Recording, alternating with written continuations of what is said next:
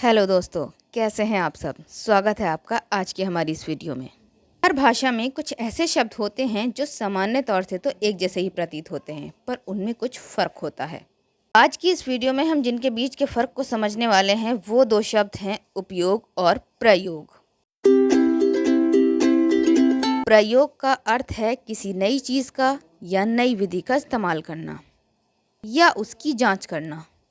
English में इसके लिए एक्सपेरिमेंट वर्ड इस्तेमाल किया जाता है, जबकि उपयोग का अर्थ है सामान्यतः किसी वस्तु का इस्तेमाल करना, और इंग्लिश में इसके लिए यूज़ शब्द का इस्तेमाल किया जाता है। आशा है कि आपको आज इन दोनों शब्दों के बीच का फ़र्क समझ में आ गया होगा। Thank you so much for watching this video. अगर आपको ये वीडियो अच्छी लगी तो प्लीज़ इसे लाइक कीजिएगा, शेयर कीजिएगा, और अगर आप हमारे चैनल पर पहली बार आए हैं तो इसे ज़रूर सब्सक्राइब कीजिएगा। Thank you so much.